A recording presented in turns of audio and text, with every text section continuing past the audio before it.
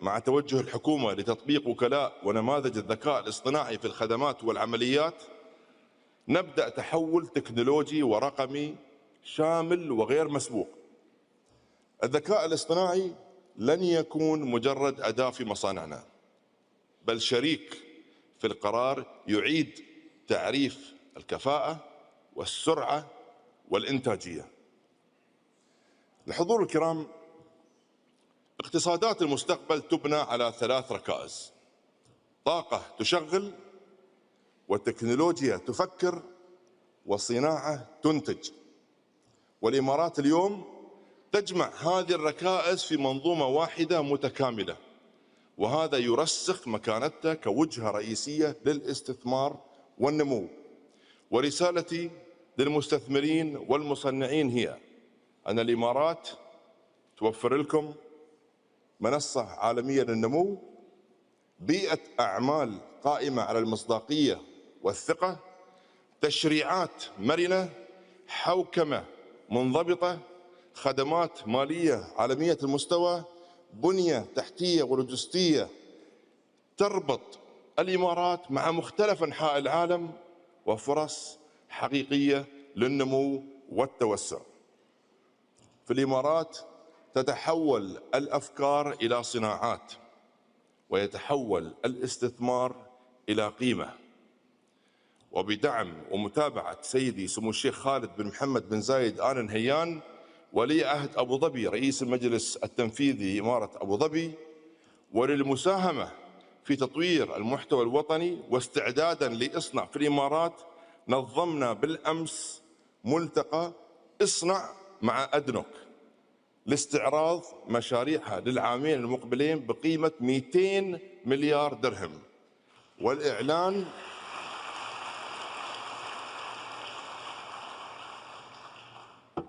وكذلك الإعلان عن مبادرة لوكال بلس، واللي تربط مقاولين الهندسة والمشتريات والإنشاءات والخدمات مع 70 مصنع إماراتي مؤهل، وتلزمهم بإعطاء الأولوية لشراء المنتجات المصنعة في الإمارات لتعزيز حضور هذه الصناعة الوطنية في كل مشاريع أدنوك وسلاسل إمدادها.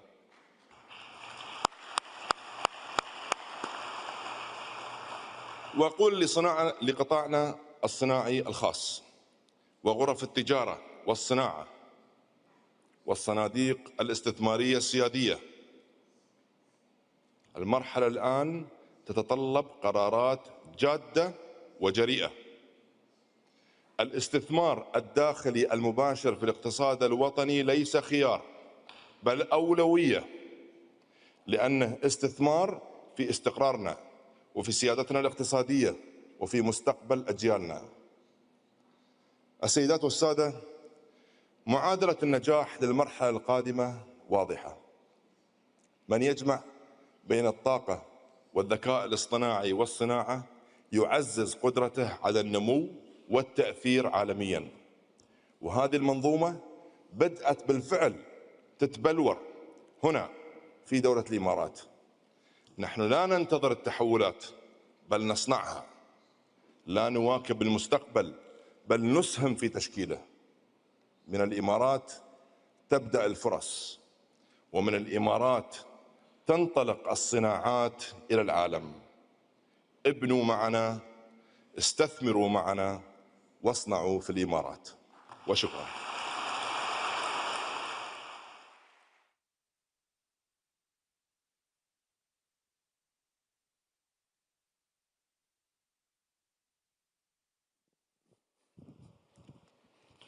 شكرا لك معالي دكتور سلطان على هذه الكلمة التي أوضحت المعادلة بأننا نصنع لنملك قرارنا ونبني لنضمن مستقبلنا.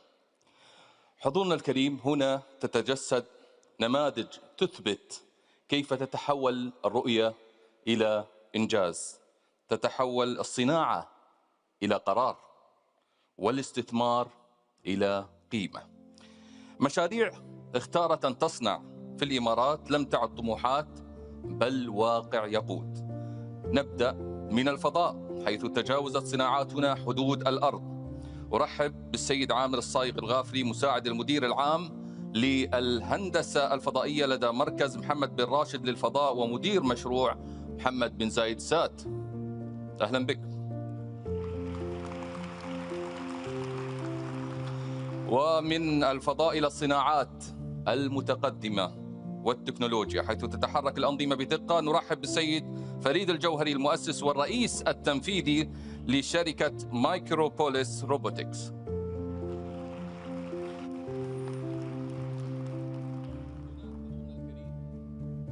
صناعات تحدث تحول في الاقتصادات، وهناك صناعات تعيد تشكيل حياة الإنسان.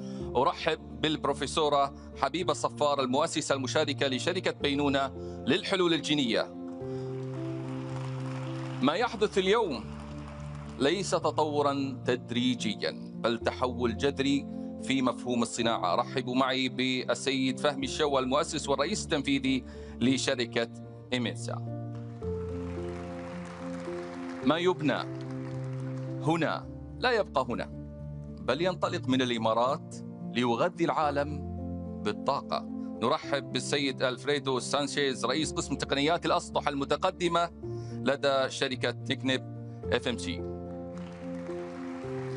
ومن تغذية العالم بالطاقة إلى نتائج استثنائية في الأمن الغذائي، نرحب بسعادة الدكتور المهندس خليفة مصبح الطنيجي رئيس دائرة الزراعة والثروة الحيوانية في إمارة الشارقة، رئيس تنفيذي لمؤسسة الشارقة للإنتاج الزراعي والحيواني اكتفاء. خلف هذه المشاريع تفاصيل نفخر بها حضورنا الكريم عندما نرى محمد بن زايد سات وقد صنع بأيدي إماراتية، ندرك أن ما كان رؤية أصبح قدرة راسخة. الكلمة لك سيد عامر الغافري. السلام عليكم ورحمة الله. بطموح لا يعرف المستحيل تم تطوير القمر محمد بن زايد سات بأيادي مهندسين إماراتيين في مركز محمد بن راشد للفضاء، وبجهود صناعاتنا الوطنية ليحلق اليوم في مداره حول الأرض شاهداً على ما تستطيع دولتنا تحقيقه. يجسد القمر محمد بن زايد سات طموح دولة الإمارات وسعيها المستمر في قطاع الفضاء في تطوير تقنيات الأقمار الاصطناعية وريادة علوم الفضاء المتقدمة، كما يعكس توجه دولة الإمارات في بناء قطاع صناعي قائم على التكنولوجيا المتقدمة انسجاماً مع الاستراتيجية الوطنية للصناعة وتعزيزاً لمكانة دولة الإمارات عالمياً في صناعة المستقبل. شكراً لك.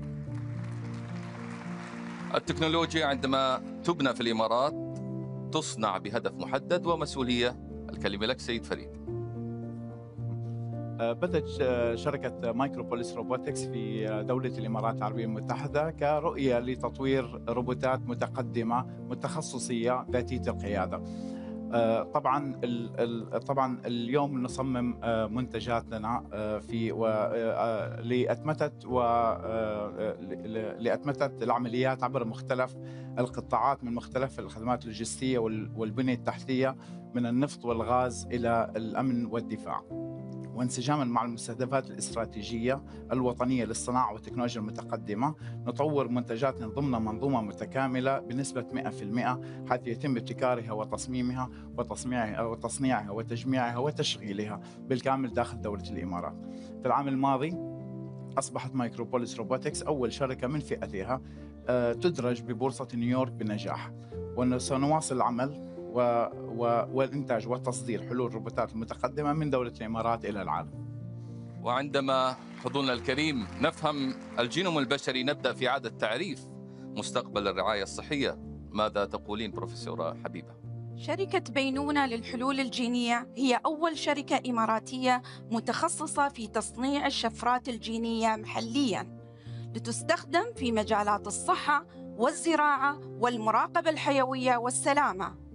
ما نقوم به اليوم يمكن الأطباء والباحثين من الوصول إلى تشخيص دقيق وسريع، ويدعم بشكل مباشر منظومة الطب الدقيق في الدولة مع تعزيز كفاءة وسرعة الفحوصات. وبدعم من وزارة الصناعة والتكنولوجيا المتقدمة وبرنامج المحتوى الوطني، أصبح ما كان يستغرق من 6 إلى 8 أسابيع ينجز اليوم في أقل من 24 ساعة داخل دولة الإمارات. هذا إنجاز وطني نفتخر به جميعاً، وخطوة حقيقية نحو توطين التقنيات والمنتجات الاستراتيجية الحيوية وصناعة مستقبل أفضل. هذا ليس إنجاز شركة، بل إنجاز وطن يصنع مستقبله بيده. ليس بالمخزون بل بالذكاء، هكذا تبنى المرونة وتصبح واقعاً، أليس كذلك سيد فهمي؟ نفخر بأن شركة إمنسا التي تأسست وانطلقت من دولة الإمارات تعمل على تحويل سلاسل الإمداد من النموذج التقليدي الذي يتطلب شراء قطع الغيار الحيوية واستيرادهم إلى المخزون الرقمي والتصنيع المحلي عند الطلب.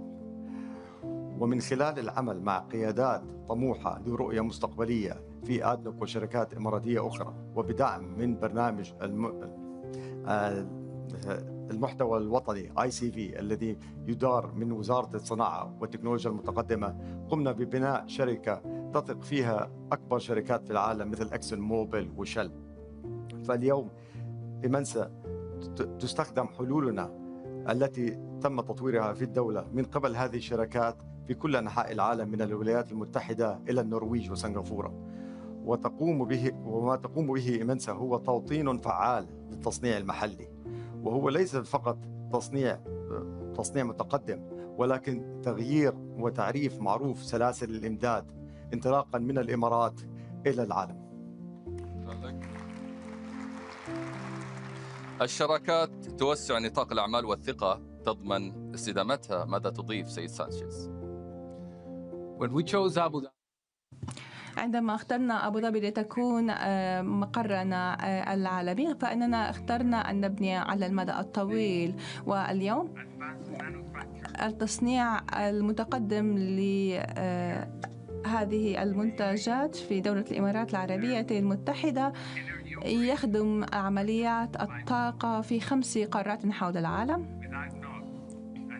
بالتعاون مع آدنوك والمنظومة الصناعية في دولة الإمارات تمكنا من تحويل القدرات المحلية إلى مستوى عالمي مرموق.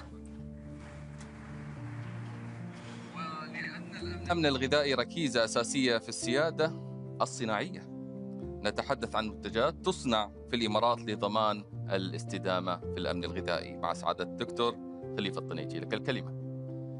بسم الله الرحمن الرحيم. قادت مؤسسة الشارقة للإنتاج الزراعي والحيواني اكتفاء نموذجاً ملهماً يدمج بين الأصالة والابتكار في الإنتاج الغذائي المستدام في دولة الإمارات العربية المتحدة. وخلال أقل من 2 عام منذ نشأتها، تفخر مزرعة مليحة للألبان بكونها أول مزرعة ألبان عضوية متكاملة في الشرق الأوسط. كما تفخر مزرعة مليحة للألبان بحصولها على لقب موسوعة جينيز للأرقام القياسية كأكبر مزرعة تضم قطيع أبقار سلالة A2 الموثقة جينيا في العالم، وبعدد 6495 رأسا، فيما يعد مصنع مليحة للألبان من الأكبر والأكثر تطورا في المنطقة، وبطاقة إنتاجية تبلغ 700,000 لتر من الألبان العضوية يوميا.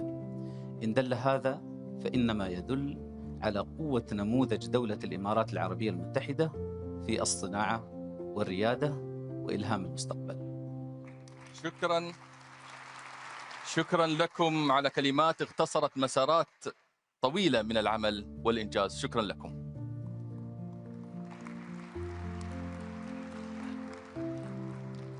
إذن من استكشاف الفضاء إلى الصناعات المتعلقة والمتقدمة المرتبطة بالتكنولوجيا، إلى العلوم الطبيعية، إلى المواد الأساسية، ومن الأنظمة إلى أنظمة الطاقة العالمية والأمن الغذائي. حضورنا الكريم، هكذا نبني المستقبل.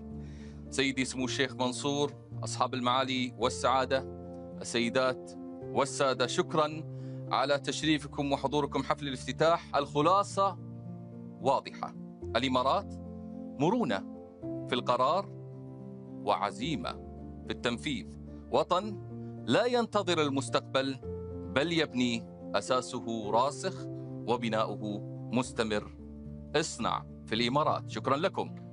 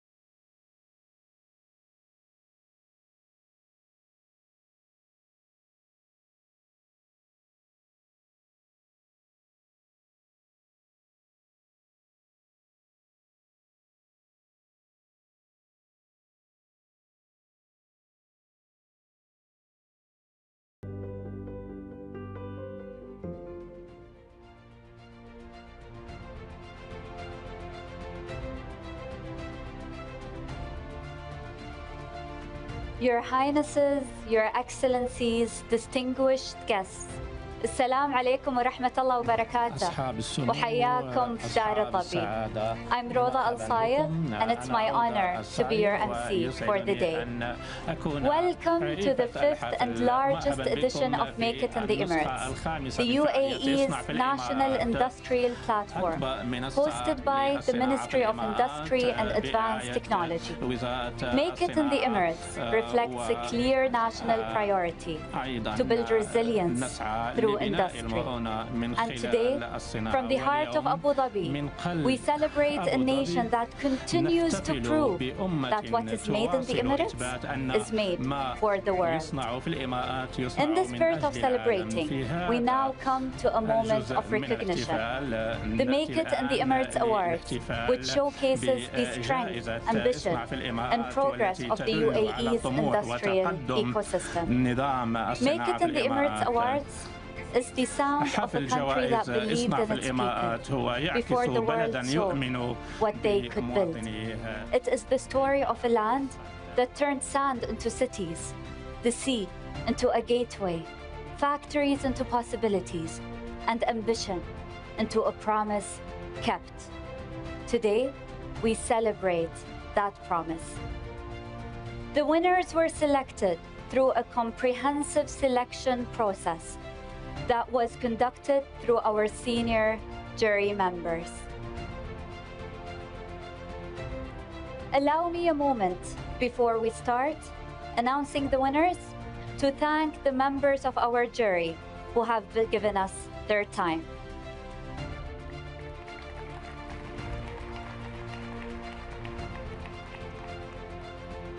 Ladies and gentlemen, we now announce our awardees. In the Tech Frontier Award, Large Enterprise, the award goes to Halcom Systems.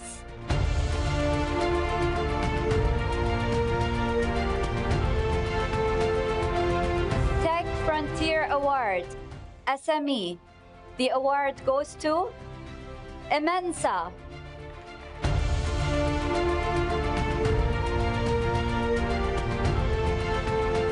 National Industrial Growth Award, Large Enterprise, goes to Buruj PLC.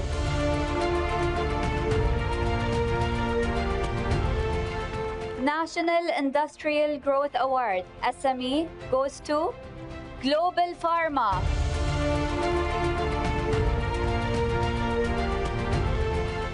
Quality and Compliance Award, Large Enterprise, goes to Steel.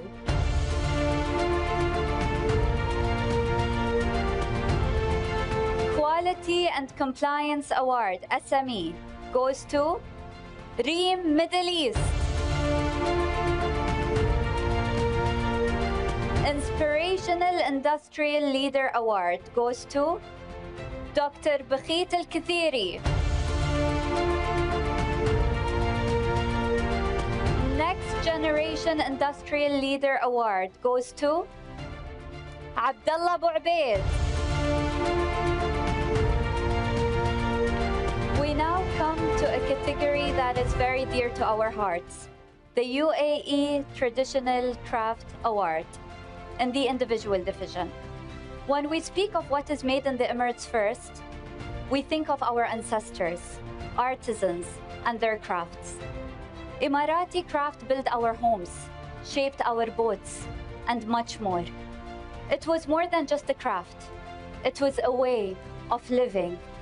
And that is why, in this category, the ministry decided that everyone is a winner. The winners by name are Ummi Atija Al-Mhairbi, Saeed Al-Shahi, and Fatima Al-Mansouri.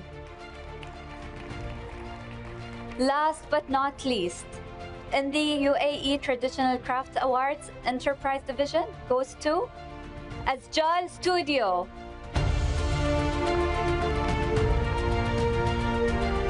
I now would like to invite all our winners to please join us on the stage. Let's give them another round of applause.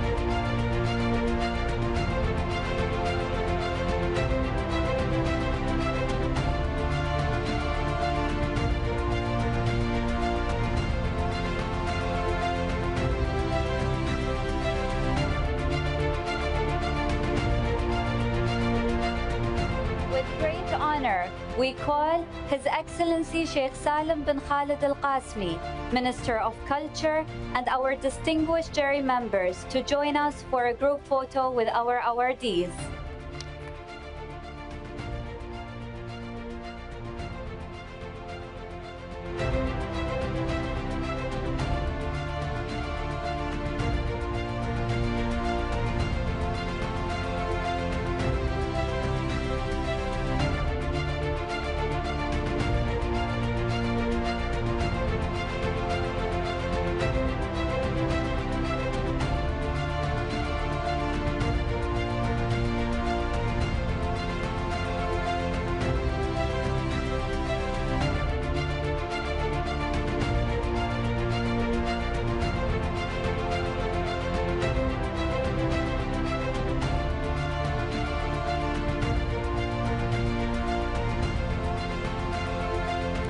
Let's hear it once again for the winners. Thank you, Your Highness and Your Excellencies. مبروك ألف مبروك.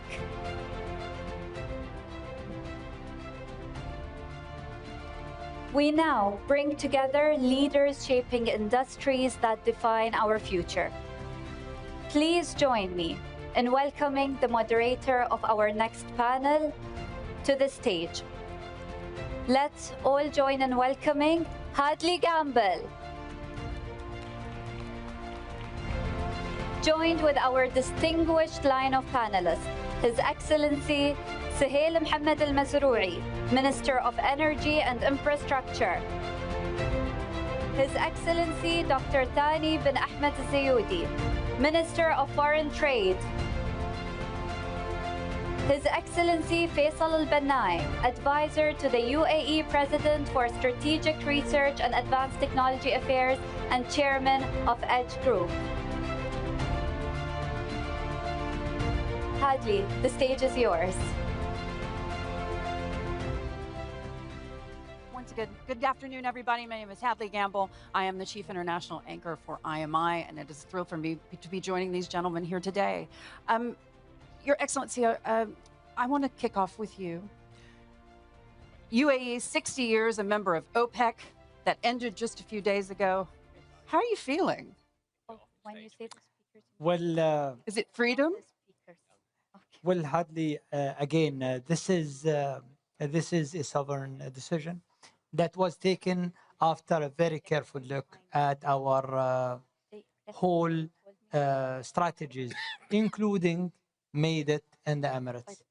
So what does this decision do to the materials that our industries need here in the UAE? We will have a sense of freedom to produce what we require without joining any group, and that will give us a sense of planning, a sense of decision making when it comes to prioritizing our products that goes to the different industries. And as you know, ADNOC and its group of companies have been instrumental in enabling the industrial sector through the world-class products throughout the value chain of oil and gas that has been instrumental in getting us to where we are today.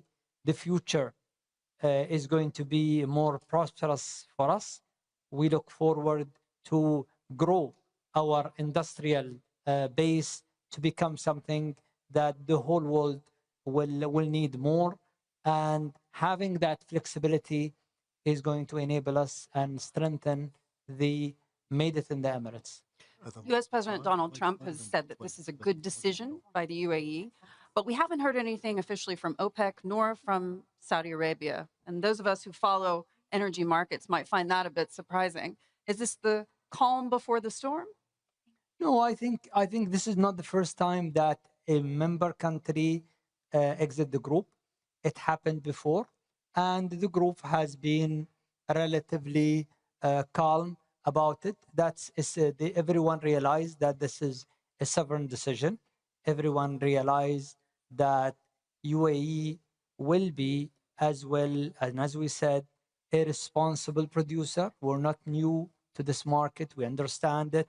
We will always be acting responsibly, and we will be, as an individual producer, hopefully an enabler for growth. Hopefully, we will contribute as well to the world stability between supply and demand.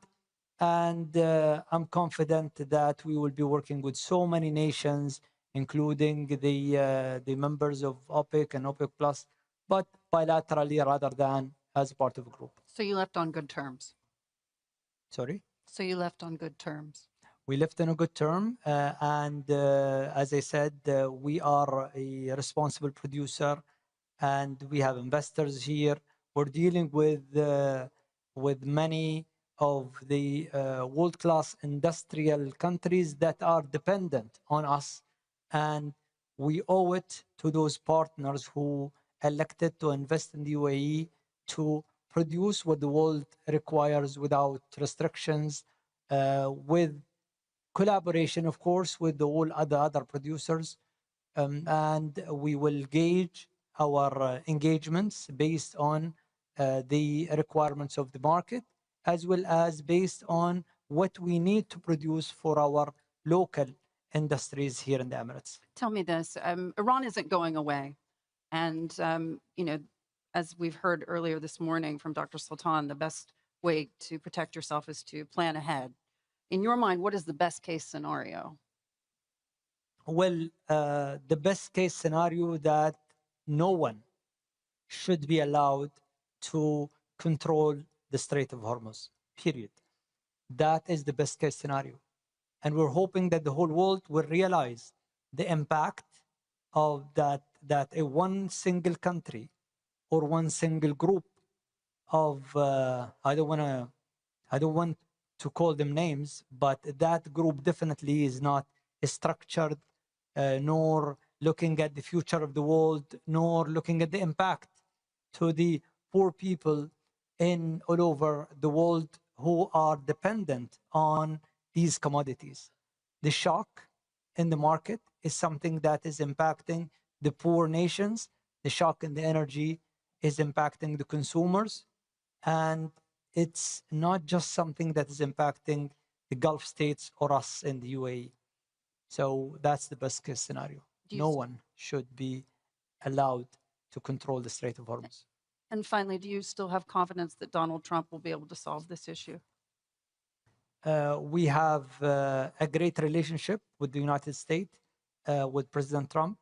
I think the United States and many other countries are trying to ensure that the control of the Strait of Hormuz is kept outside the hands of the of this group that has been terrorizing civilians all over the Gulf states and other nations as well. Your Excellency Benani, I want to ask you specifically about the defense case for the UAE. In your mind, is the UAE prepared to defend itself? It's not, well, I think UAE have defended itself. We're so proud, not only us as nationals, but everyone who lived among us. Everyone who lived here in this country, practicing their usual, going to restaurants, going to cinemas, going to work, have seen the capabilities of our heroes at the armed forces. We did defend ourselves. And UAE has a history, even before the formation of the country, of defending itself. We're tough when it comes to defending our families and whoever lives with us. So I have no doubt of our capabilities, but those capabilities, with Made It in the Emirates, will go to the next level. We need to go to the next level. Speaking of going to the next level, talking about that defense capability, in terms of what's designed and produced here at home, in your mind, how quickly are we going to see a ramp up in production?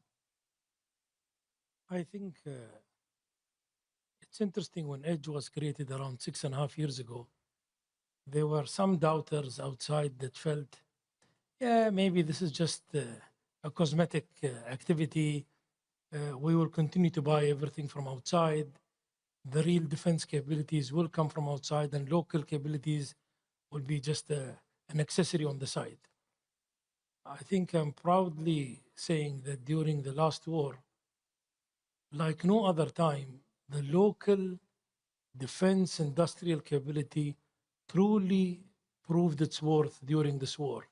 A critical part of the defense of the UAE was defended using UAE national products produced in the UAE, developed in the UAE, and they played a pivotal part in the defense of the entire network here of the UAE. So this is a clear demonstration that we are able to develop, we're able to produce, and we're able to show its worth during the time that matters. And I think with the current war, whatever work we were doing before is going to be 100x in the coming period in terms of accelerating further our capability, accelerating further what we do. And I think no one likes war, but I think it was a great example of showing what truly the local capabilities are during this war.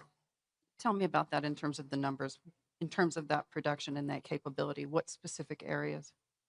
So let's use a relevant example that we all understand.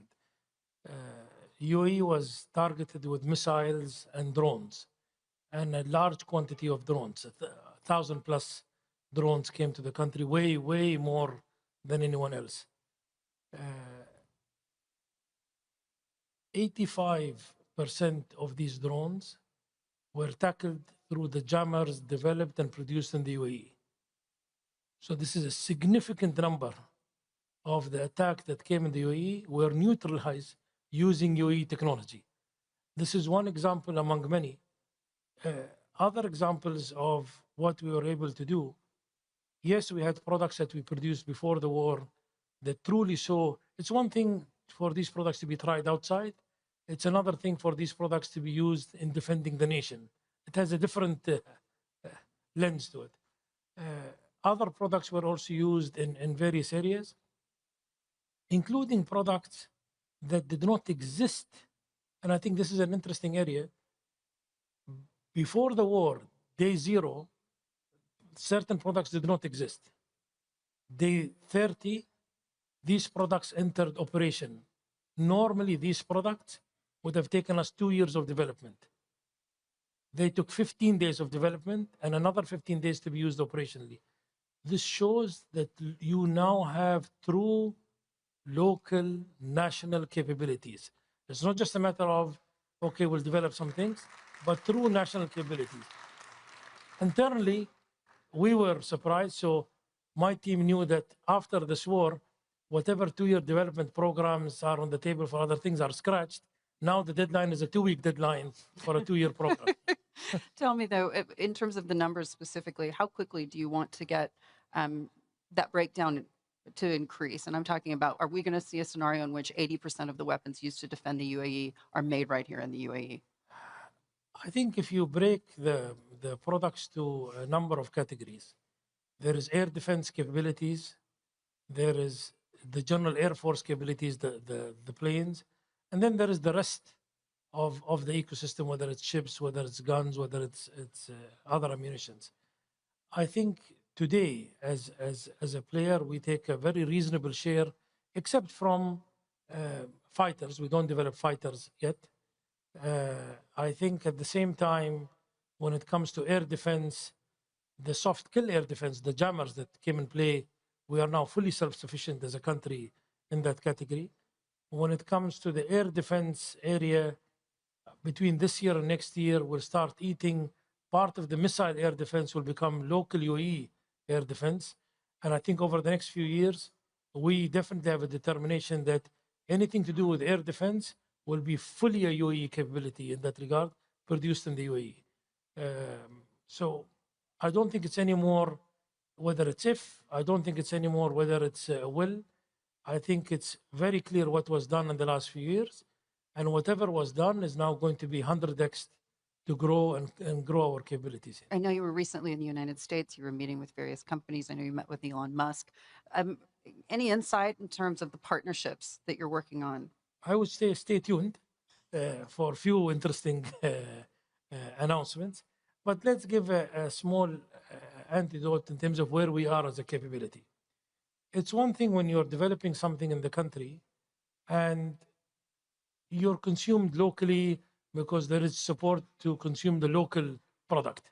And that happens in every country. And people might say, well, if you're a local player and you're consumed locally, maybe there is some favoritism just to use your product instead of international. Although in defense, it doesn't really work that way, but let's take that for an argument.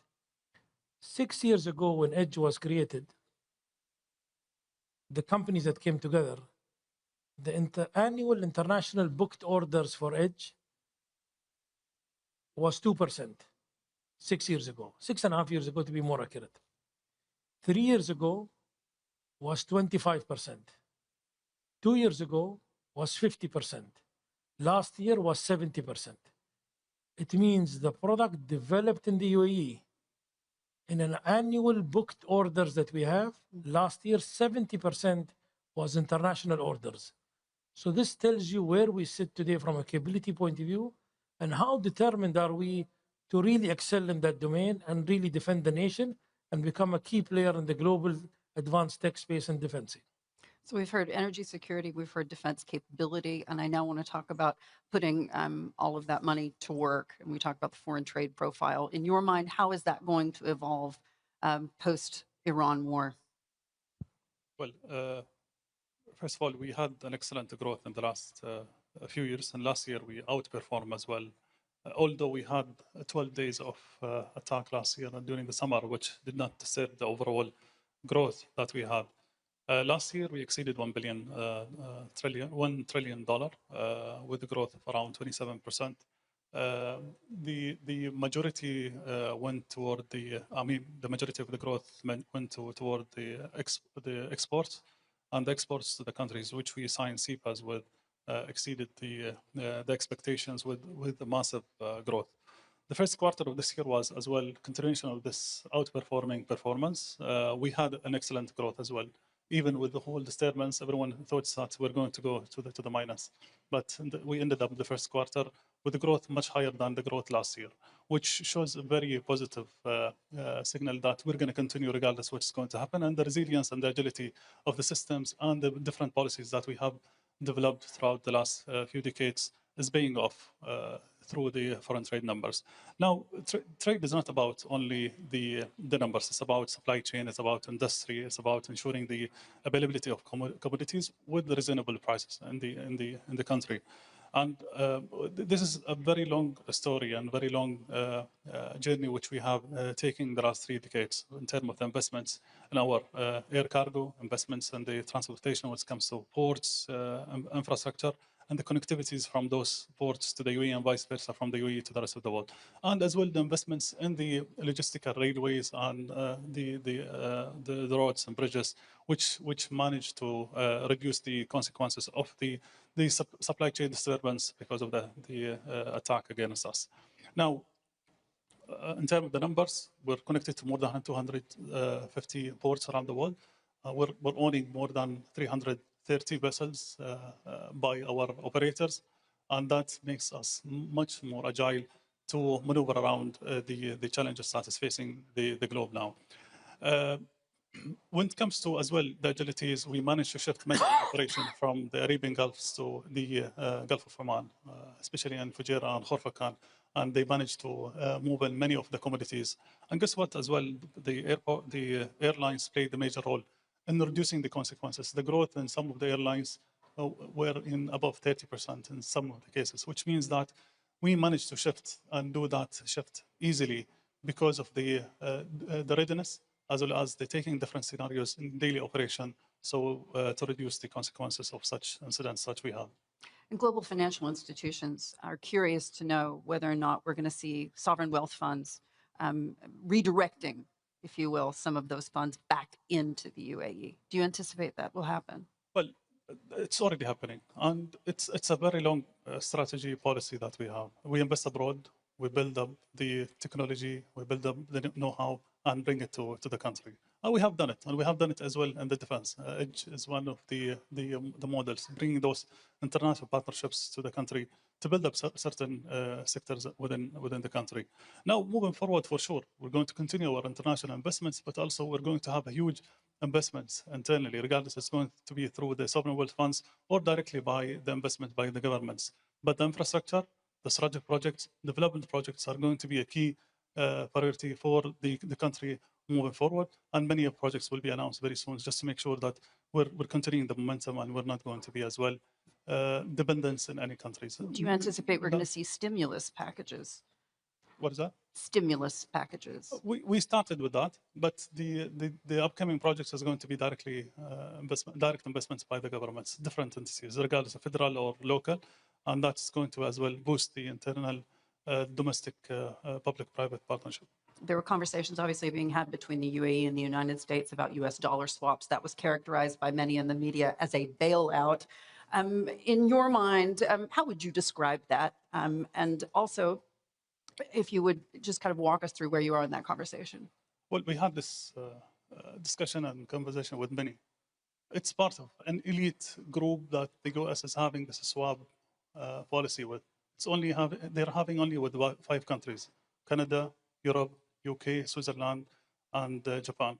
And being part of that means the transactions and the instant trade investments between both nations reach a level where that swap is highly needed to just make sure that we capture the second in our transaction. So it's an elite matter. It's not about bailing out any of the talks that we're seeing or hearing in the social media. And you've secured this line with the United States. Under discussion. Your Excellency, just to sort of walk us through this, what are your kind of biggest fears on the horizon? Is it the supply and demand question? Is it the idea that post-conflict we're going to see a price war? Where do you think that we're headed? No, I don't think. I think the biggest concern today is one, the security and of ships moving freely throughout all of those restricted straits all over the world. Everywhere it's given, except for the Strait of Hormuz, except of what Iran is trying to do. So that's a risk. Now that risk, since it happened, it had drawn the reserve or the strategic reserve inventories down. And that is the second concern. That needs refill. So in addition to bringing back enough production to the world, someone needs to produce to fill up those strategic reserves. But if we are not ensuring that this is not happening again, then that risk is there, and countries will start piling up their level of inventories to another level. And I don't know. We all remember when the United States strategic reserve levels were way higher, maybe double of what we have today. Is that going to change? We will see. That's why it's so important for countries like the United States, all of us here in the Gulf, that this strait is kept open without possibility that Iran is coming or the Revolutionary Guard coming and blocking it again after time. It needs to be settled. Those two will demand more production, so the world will need more energy, period. There has been a growth on demand. Now you add to it the inventory story, you need more. From where that additional volume is going to come? We will need more production. When those who are responsible producers, they will gauge. They will not flood the market. They will produce wisely to ensure that we are taking care of those two things. One is the daily requirements of the demand. Second is enough is attributed to filling up those strategic reserves worldwide. And within that narrative, U.S. energy dominance, In your mind, you say responsible producers. Is the United States a responsible producer? Well, every country hardly have their own strategy when it comes to fulfilling their production, their demand from their local production. And I think that's the story for the United States shale oil producers. Before the shale oil, it was only 40%, 30%, 40% of that is supplied locally. Then you have an issue. I think the shale oil production has been a revolution that the whole world benefited from because it balanced the supply of the United States. It gives them energy security. It gives them dominance when it comes to supplying their requirements. And that's a right for every country. We're doing it. Many countries are doing it for their economy. Now, what is the future? If this is a finite resources, it will, with time, it will go down. So you have to produce it wisely, and you have to produce it when you have it. And we are complementing each other in this term, because the whole world needs the economy of the United States to be strong. Many are benefiting from that economy, and we are a major investor there. So that economy supplied by that amount of crude have helped many countries. Your Excellencies, thank you so much for joining us. Pleasure. Thank you. Thank you.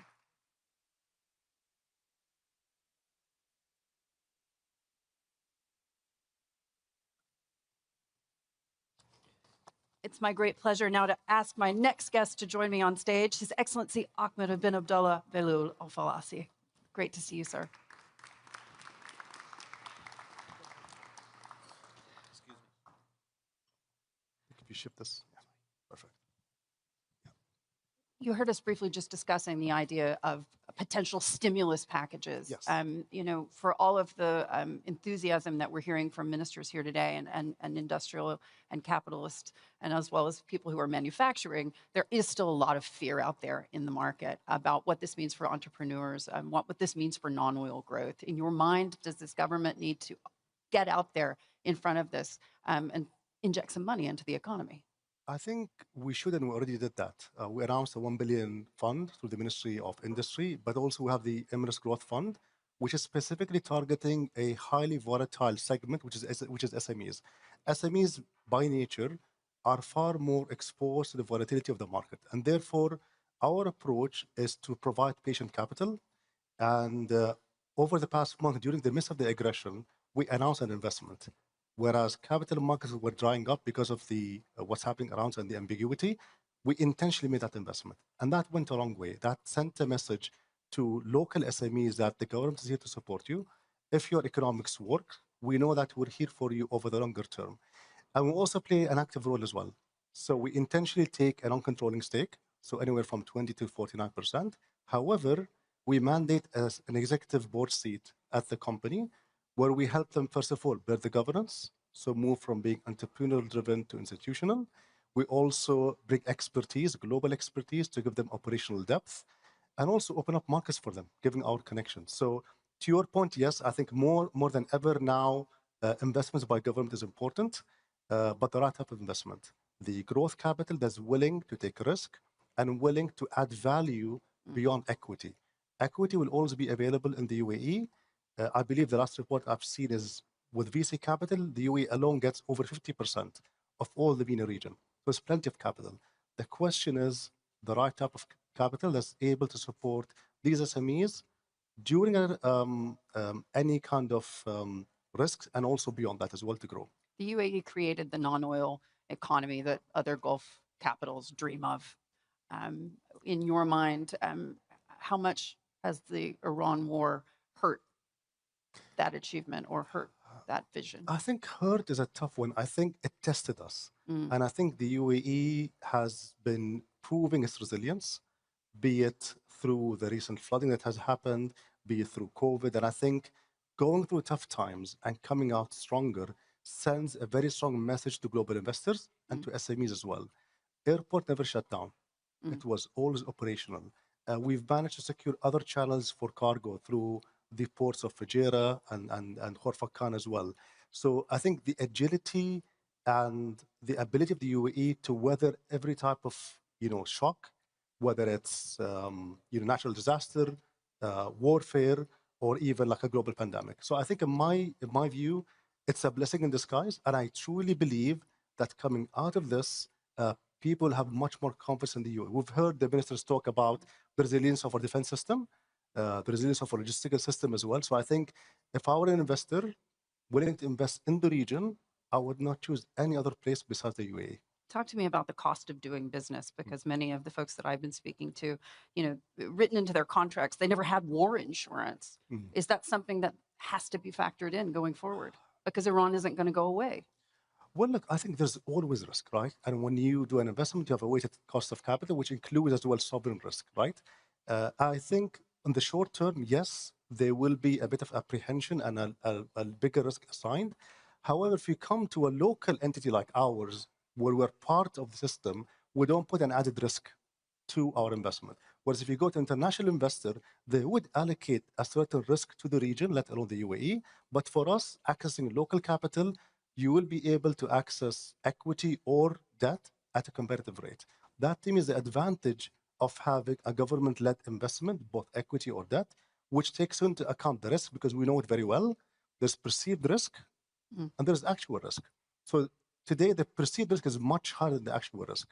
And I think that combination will be there for a few years. And I think that's also an opportunity for us to be able to deploy more capital, since we know the market and we know that the futures will always be bright, and we'll be able to weather any challenge that come our way. You mentioned the billion fund. I want to ask, I mean, in a sense, though, that's looking at, deferring costs, deferring license fees, et cetera, et cetera. It's not necessarily injecting money. True. So are we going to see something like that from the government? Well, look, you have to know, before corporate tax, SMEs and companies used to only pay fees. And we always got hammered about our fees being high. And our answer was always that we don't have corporate taxes. But now, corporate taxes are kicking in, which means that by definition, if you're not profitable, you don't have to bear any additional costs. Now, having said that, still fee waiver is important. However, access to debt and equity is also on the table. So our 1 billion is still available.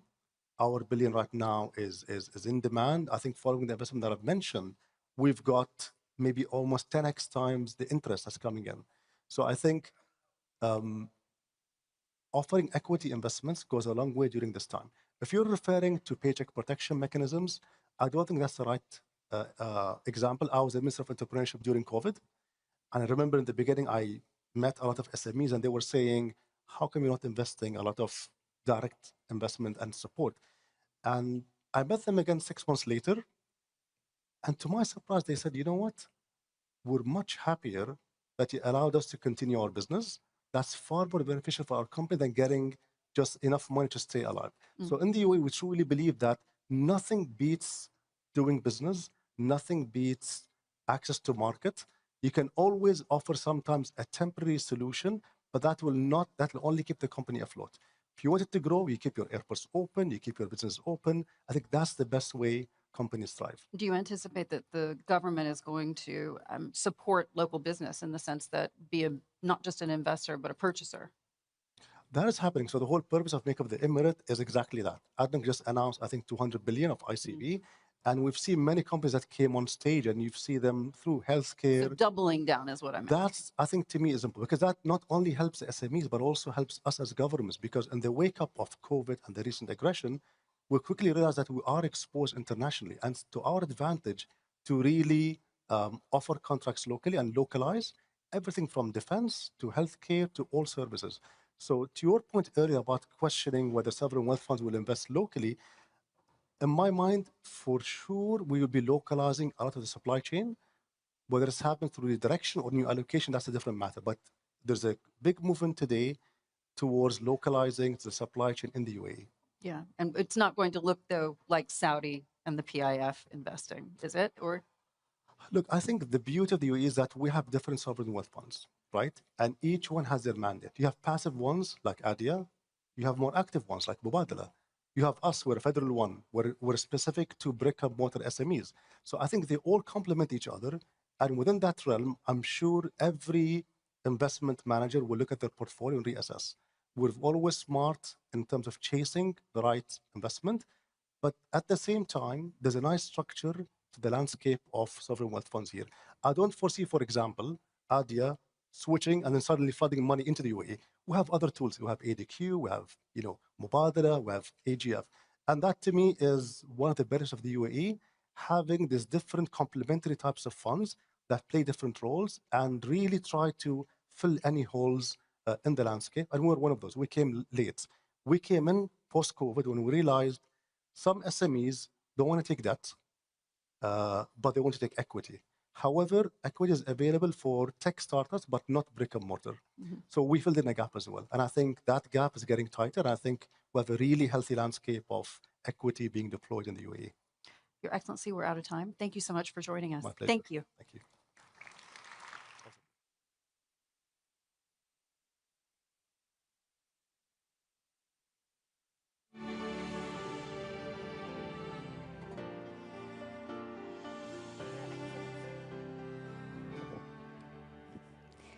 Your Excellency, we truly agree that we all complement each other, and that all starts in rooms like this.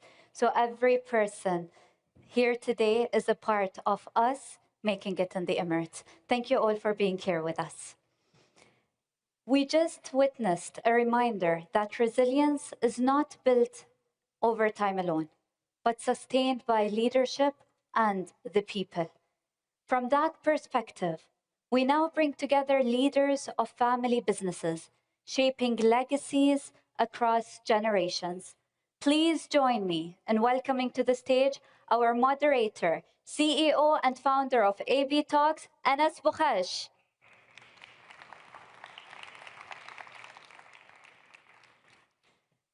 And now, please welcome our distinguished panelist, His Excellency Mohammed Al-Abbar, founder and MD of I'mar Properties.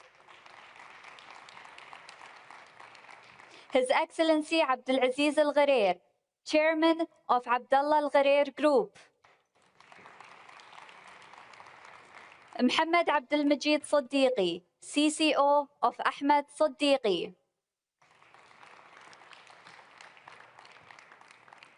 Ghada Hussein Al-Fardan, founder and president of Ghada Al-Fardan Jewelry. Anas, I hand over to you. The stage is yours.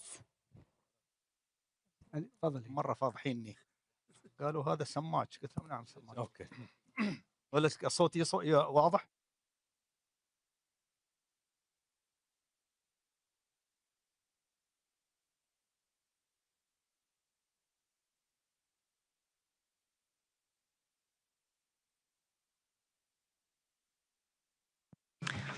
Welcome, everyone. I hope you can hear me clearly.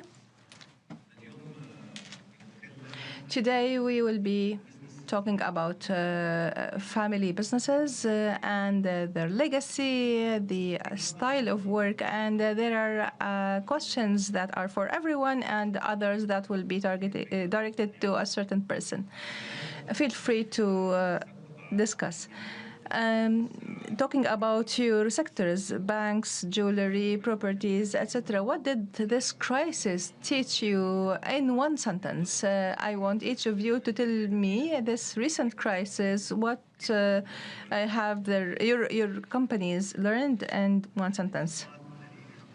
Crises are a truth, whether the World War I, II, the Gulf Wars, COVID pandemic, and September 11th, or even the Ukrainian war. We are all impacted by everything that happens in the world, and unfortunately, we've been witnessing a lot of crises, and global companies need to be ready for that. What happened recently was not expected, and our country showed its steadfastness and the resilience of its planning under the directives of our leadership So we managed to successfully survive.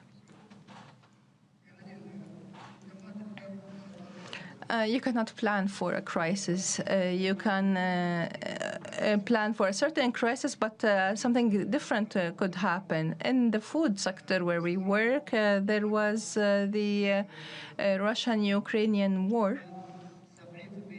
70% of our supplies came from Ukraine, and this disrupted our supplies. We used to import 8 million tons of wheat, which is 4 times the consumption of UAE.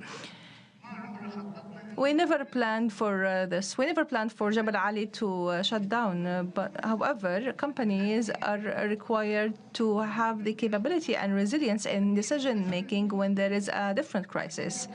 You cannot plan for every crisis. Therefore, resilience and fast decision making are very important when there is a crisis. I believe crises are like COVID are always an opportunity for everyone to take a step back and think about the future. It's a time for reconstruction and restructuring. It's a quiet stage, usually a time that could lead to depression. Some people might think why there is insufficient liquidity, insufficient business, but I believe it's time for planning future projects because there is no business rush in that time, and you have time to reflect on what is your next step. This happened to me during the COVID pandemic. It was my best era. And right now we are also at home. I started a new project. So I always look at that as a new opportunity for new beginnings.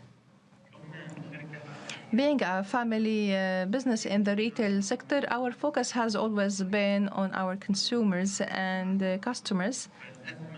And the crisis from the COVID pandemic and the recent crisis, our focus has always been on the local market, the citizens and the residents of the United Arab Emirates.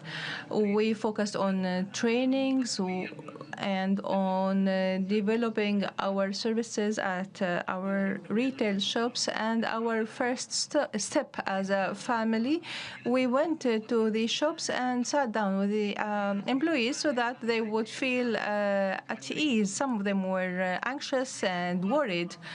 We haven't shut down any store, not even the office, during the crisis. Of course, thanks to the support of our leadership. People would come to us and tell us that this country is still safer than many countries in Europe, despite the crisis and everything that we witnessed during that time. So thankfully, the government and the leadership did not save any effort. We went to various malls. We visited all our stores and sat down with the employees and talked to them, as well as the customers, if they wanted to talk and discuss the situation. And in such cases, we always have to emerge stronger. This happens by training the employees, strengthening the relationship with our family. The customers are our family, and we have to always work on this relationship.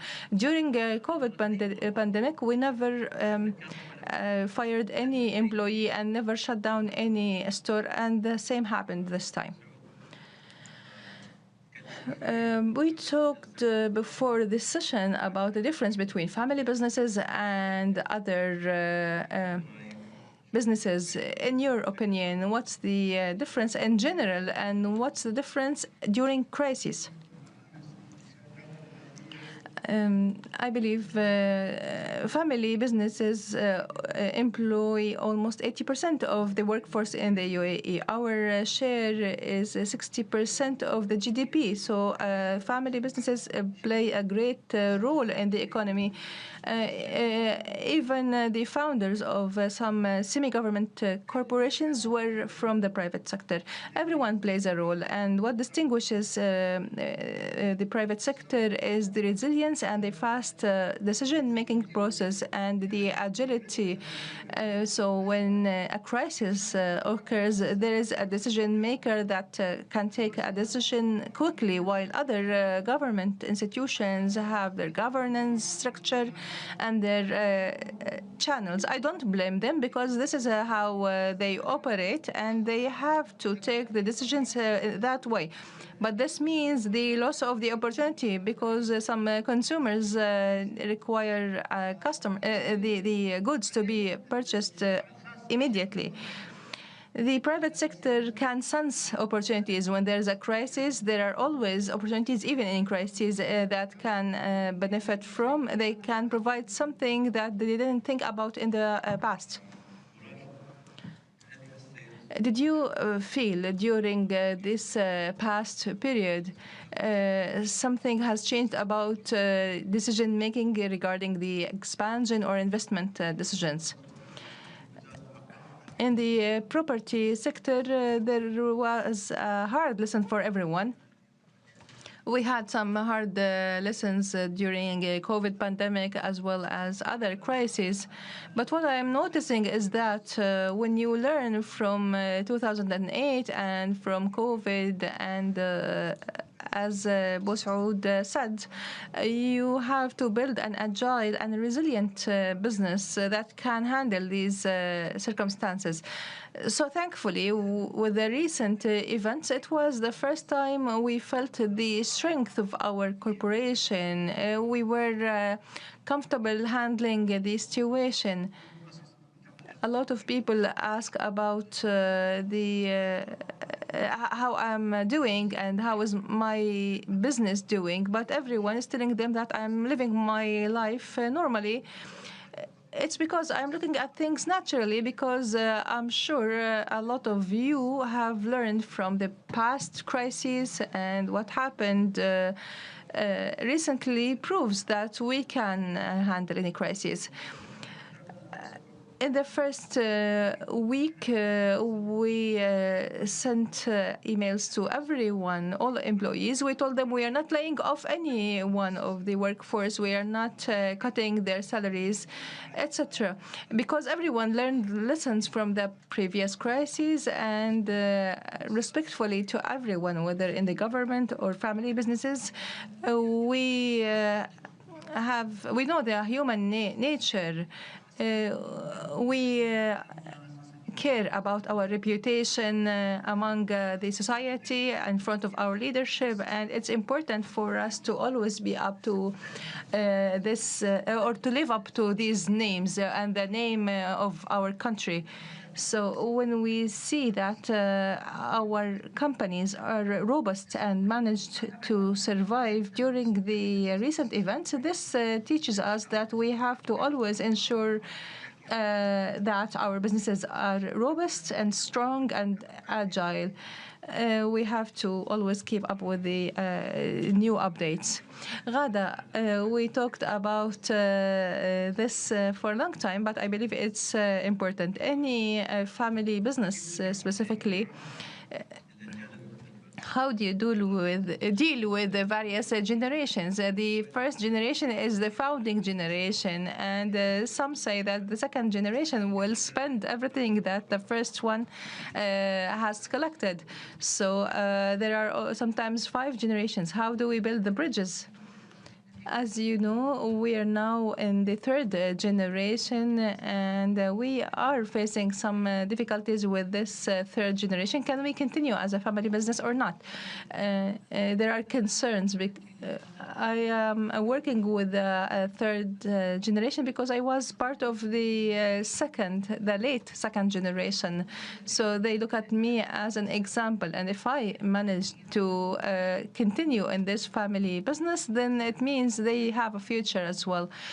The diversity of our businesses, we are a multi-business group, and we have diversified companies and work in several sectors. And this diversification gives an opportunity to this young generation to enter the business. We work in agriculture, automobiles, properties, etc. And everyone who joins this family business from the family has an opportunity to grow and expand. And there is also a different path. Al-Fardan Holding allows each of us to set up their own company, and if it was suitable to join this holding company that will continue through the family business. This allows us to test what we want to do on a large company scale. They give you the funding, they give you the support, you can implement the idea you have, and if it succeeds, then it becomes part of the family business. In the 1950s, you set up your company, and it's been a very long time. Did you manage to sustain this business? How do you ensure that everyone has an opportunity in this diversified business? My grandfather, when he set up the company, he started out of loving this business and a hobby for watches and radio. My uncle Abdul Hamid is now the chairman of the company, along with my late father and my uncle Ibrahim, who set up or founded the company in the second generation. Ahmed Siddiqui improved and expanded along with the expansion of Dubai. The first mall in the UAE was Al Ghurair Center, but we were not big enough to join a mall. We joined Wafi Mall first, and we were among the first companies that attracted celebrities to an opening. This was in 1995 or 1996 in Deira City Center, where we invited Cindy Crawford. Yeah, I don't forget this event. So we started this trend in the UAE where celebrities have become an important part of openings, and we attracted people to these events. Now this has become a normal thing. The challenge was with the third generation, and as all companies conduct studies, they see that most companies fall with the third generation, and that was our challenge as well.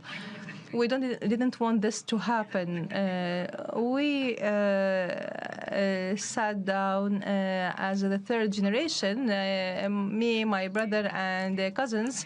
We decided to have governance and protocol in our family business, and my late father and uncle were against that. They didn't want to pay amounts of money for something that they saw unnecessary. We were determined and worked for 5 years to set up this family governance. We are only 10 people out of this family working in the company. And it's not just that we are working because we don't have any other thing to do. We have KPIs, we have attendance. I remember my father who would talk to HR if we were late to our work to deduct from our salary. So this is not a given. We have to do something for our company, and this has led to the success of the third generation. And now we have the fourth generation with us in the company, and we have a close relationship among us, the 10, including our uncle, who's from the second generation. As Ms. Gada said, there is always a challenge with the gap among generations, but we are trying to have a dialogue between each generation. Busaudu, when we talked, you told me that sometimes we see these crises as tests and that these tests change our priorities. You told me that your priority changed from profits to a national perspective. Can you explain more about this?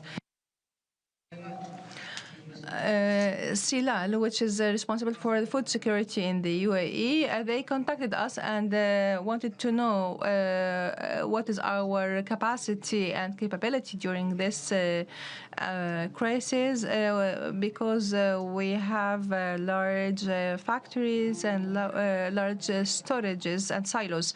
We told them that we put everything we have under their disposal. They can work with us the way they want, and we saw that the national priorities and interests are more important than any profitable businesses.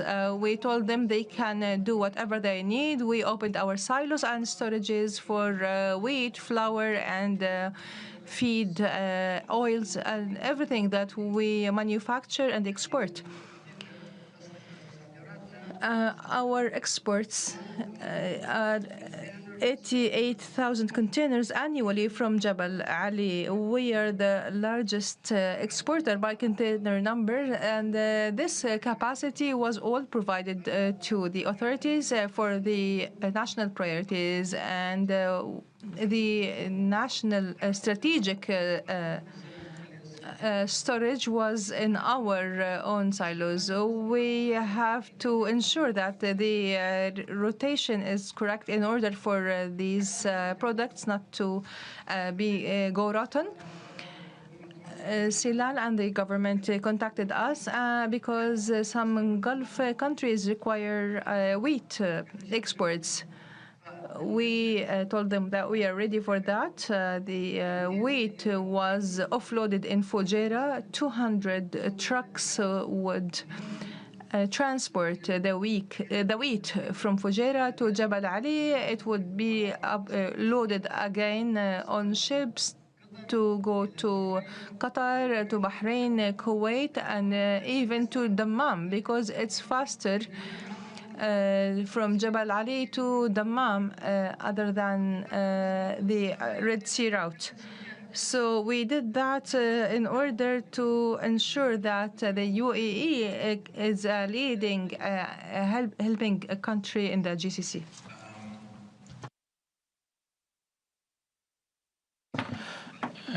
You spoke lightly about this issue, but how to set up a business that will deal with crisis before they even start? Humans, by nature, they learn from crisis. You learn what's happening around you.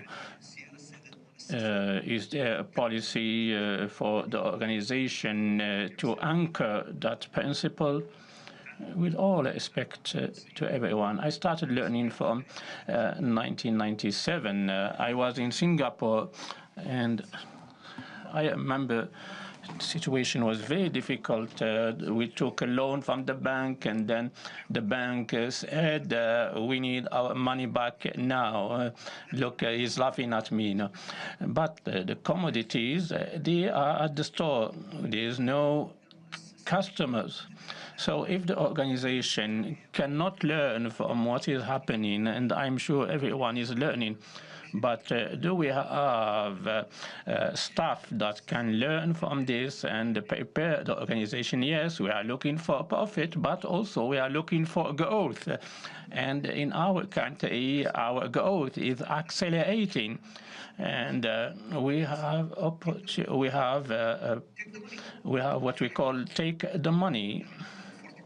So we aim for growth, 50%, even 70%. But this growth, will you make sure that you have all the safeguards within the organization, safeguards with the contractor, safeguards with the customers who did not pay, and while you have other installments to pay?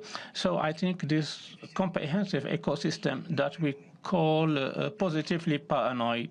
You are paranoid, you want to go fast, take the money from the table, but there is a process.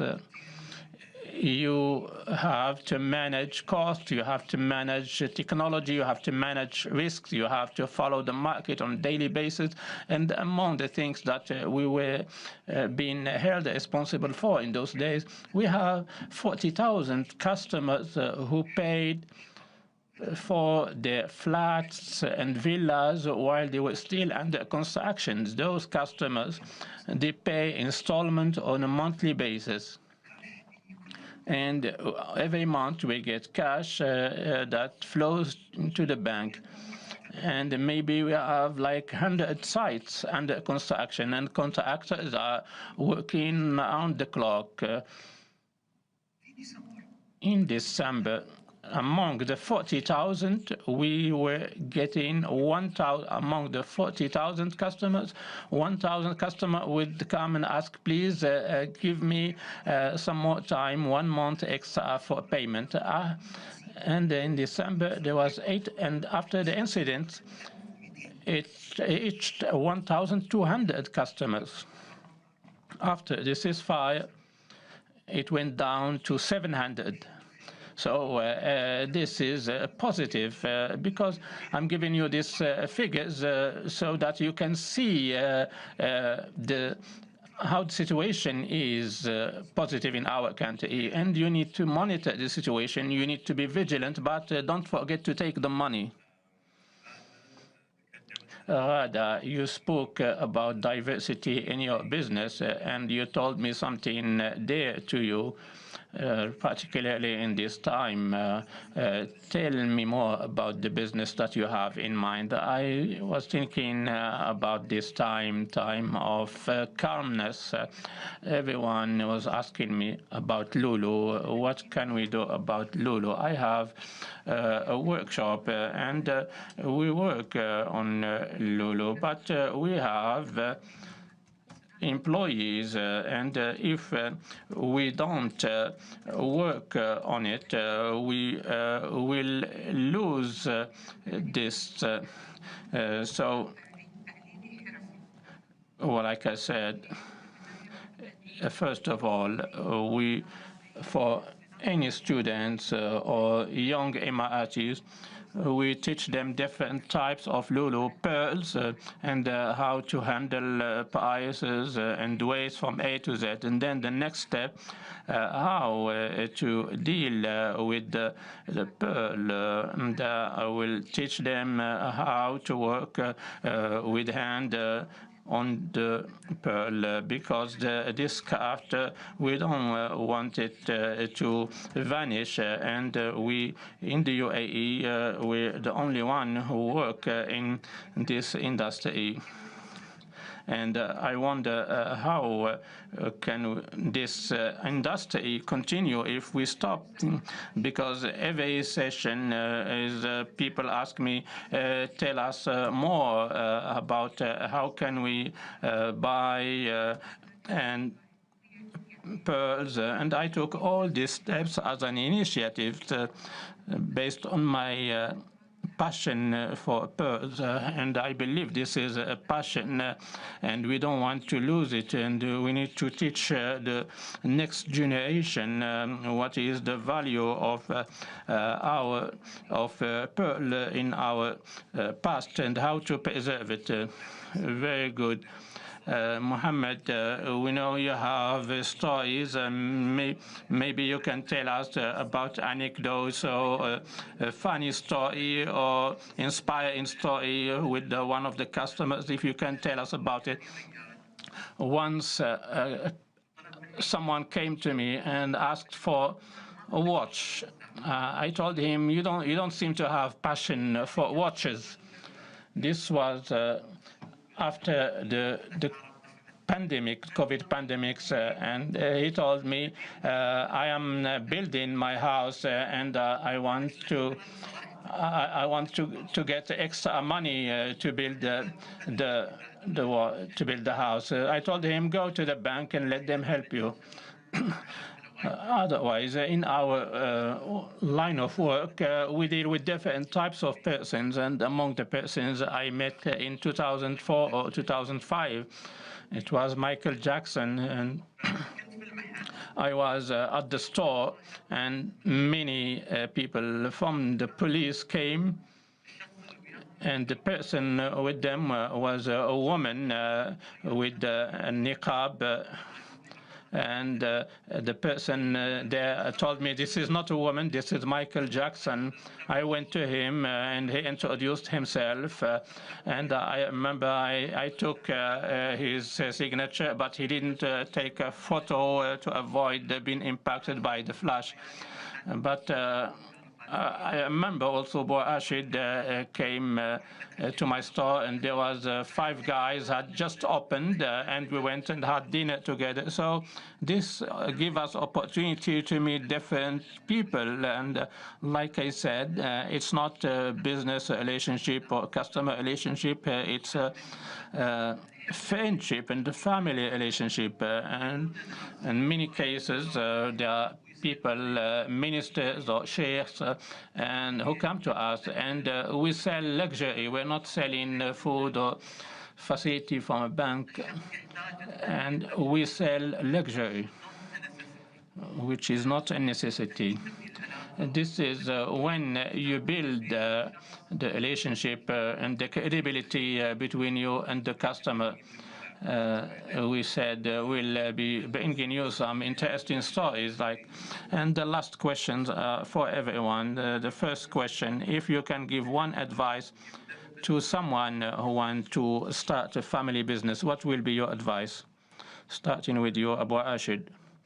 From what I saw, and all those who have experience and knowledge and the style, I always tell people, from my own perspective, my IQ is average, but my hard work is the best. I believe in hard work.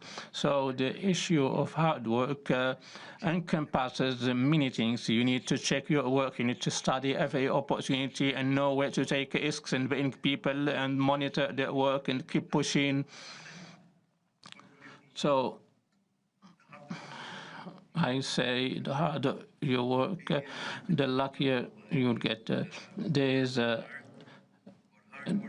saying, hard work beats talent when talent feels to work hard. And this is why I like to hire Indians, because they answer the phone even at 1 o'clock in the morning, because how can you take the money if you keep sleeping? Abu Saud, your advice. In Kais, many people think about selling the building or their shares, and I think this is one of the biggest mistakes people can make. In Kais, there are opportunities. Even beginners can seize those opportunities to invest. Many people, I asked them, how did you start your business? They said, I started during a crisis. During the crisis, I took the risk and I did this business. This is why my advice to people, please, during crisis, don't sell. Be patient, endure. If you have a factory, if you have a company, become partner with others. Tell them, ask the bank to reduce the installments. Everyone will help you because everyone has interest because they want you to come back to them again. So selling during crisis is very risky and is impactful on humans. I concur with that. I believe during crisis, and I always work during crisis.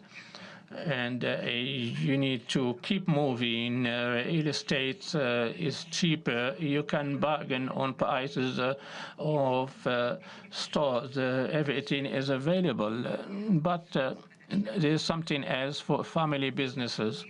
The older generation, we take experience and expertise from them, but what can we give them back? We can give them development and technology. Something happened, something funny happened with my father. He said, when you take pictures of the pearls, you're killing its colors. So I was trying to take photo for advertisement with other girls, and I used AI in the photos. So I went into the system and took the photo, and I sent it to my father. And he said to me, finally, you managed to do a good lighting. I said to him, this is not a physical photo. I said, this is with AI. He said, you don't have this contact. I said, no, I have the contact, but I took this and I put it in AI to make it like this. He said, now you can fire all photographers.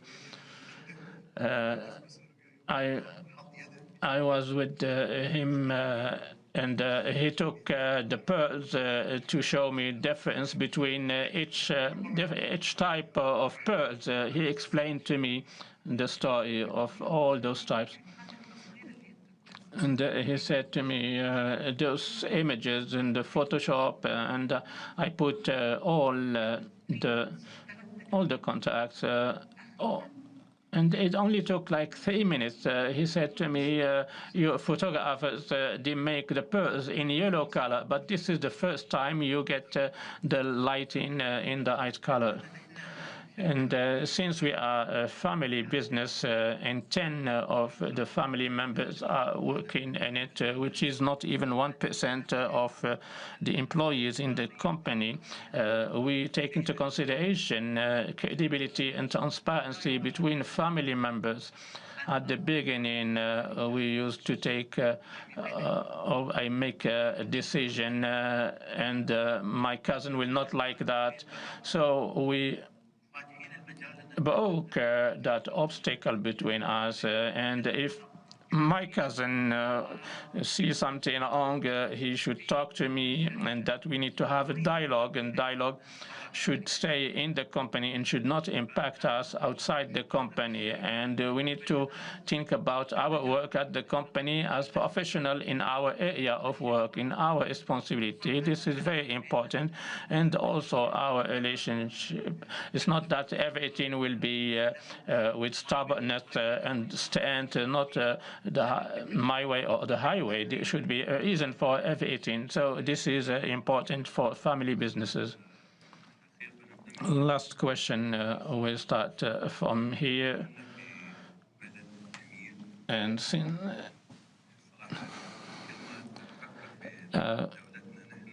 every time I think about our country and how proud I feel I was born in this country, and I believe many people feel the same thing. The first thing I felt is that it saddened me that everything we were building, and I was thinking, I hope that everything stabilizes. And thanks God for our situation and our country. Last question, if everyone can summarize the UAE in one word: safety, vision,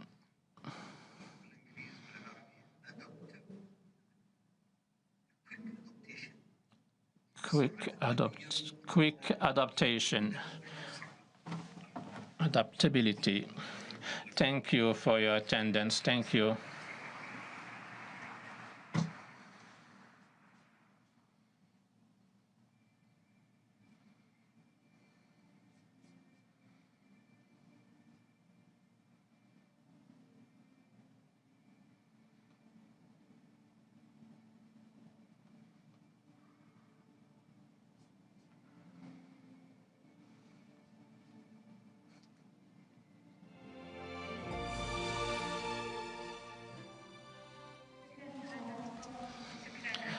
Thank you, Your Excellency. Thank you, Anas. It was not just a simple session, but lessons in life, many lessons that we took, and from those lessons, we take not only the name of the company, but we carry the name of the UAE, and the UAE is proud, and the Emirates will always be fine.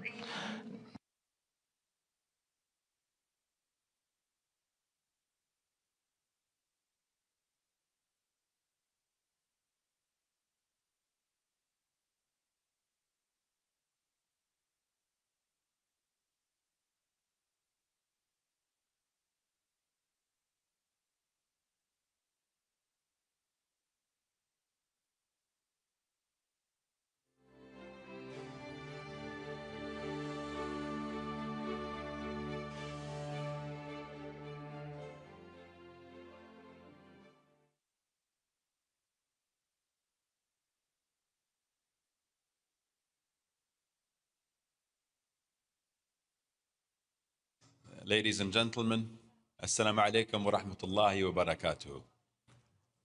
So I want to begin not with a number, but with a sentence spoken by our founding father, the late Sheikh Zayed, may God rest his soul.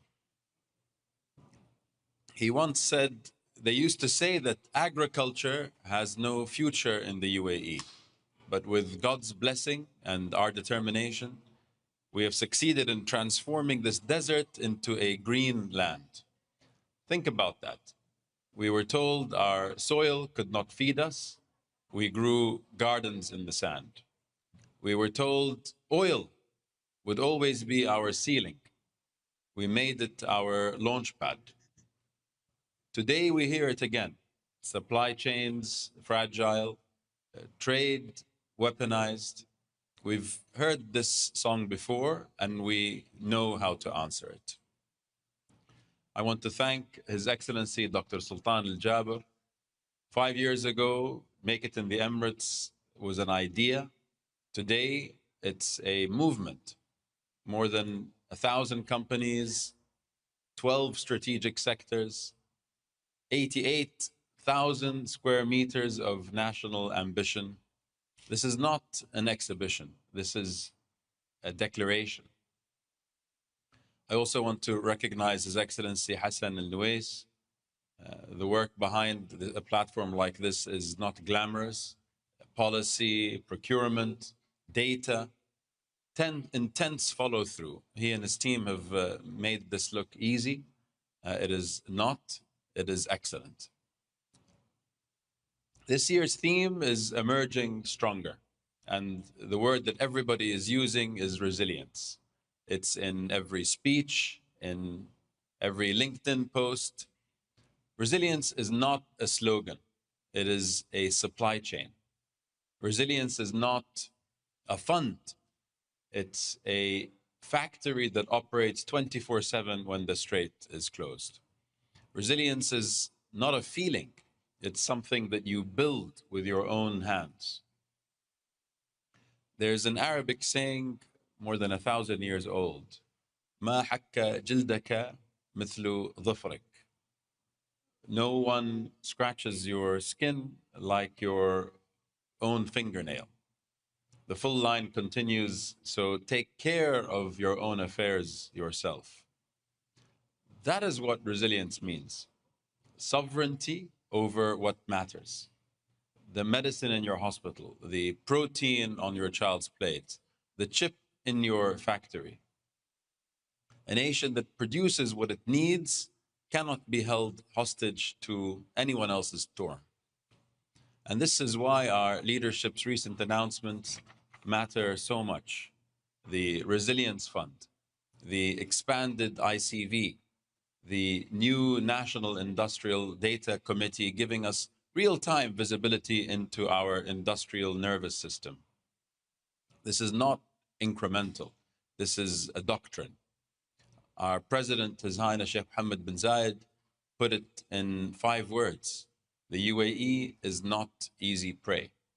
We are not, we never have been, we never will be. For years, we have celebrated foreign direct investment, rightly so. $45.6 billion last year, 10th in the world. Dr. Sultan has this morning put direct domestic investment on this stage. Allow me to put a number to it. Last year, the businesses, families, and investors who have made this country home deployed more than $119 billion into our economy. More than 2.5 times our FDI real growth, 5th in the world in IMD's rankings. This story deserves to be told as loudly as the FDI story. FDI is foreign confidence. Domestic investment is national conviction. FDI is mobile. Domestic investment is rooted capital that stays through the disruption. What gets measured gets celebrated, and what's celebrated gets multiplied. Capital alone, though, does not build a resilient economy. People do, including our amazing entrepreneurs. Hub 71 in Abu Dhabi, Sharah in Sharjah, Endeavor across the Emirates, not nice to haves, the soil where our next national champions are growing. The next Emirati industrial company, the next ADNOC of advanced manufacturing, the next regional pharmaceutical leader is sitting in a co-working space right now. We must water that soil aggressively, patiently, as if the future depends on it, because it does. And one more demand on ourselves, research. Resilience without research is just inventory. The countries that win the next century will be the ones that invent the next supply chain. So we must and will aim much higher. R&D as a share of GDP, PhDs per capita, on patents filed per year.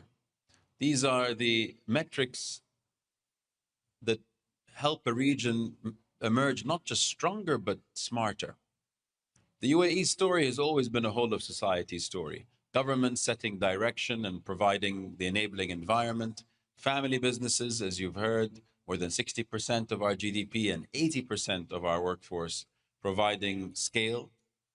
Sovereign funds providing depth and patience. Philanthropy providing catalytic capital. Startups providing surprise. And our women increasingly and rightly providing leadership across every one of these. No single sector wins alone, but together they are unbeatable. So dear friends, on policy, let's elevate domestic investment, headline it, report it, make it more famous than FDI. To industry and investors, take the offtake, take the license, take the leap, be a builder and not just a backer. To our entrepreneurs, build the boring things, build the medicine, build the spare part, build the algorithm, build the food. The glamour will come. To every young person who calls this country home, Sheikh Zayed turned desert into garden. Today's leadership turned this federation into a global voice. Your generation will turn this country into the world's most resilient economy. Not because it's easy, but because it's yours. We're not just making it in the Emirates, we are making the Emirates stronger, deeper, enduring. Thank you, and God bless the United Arab Emirates.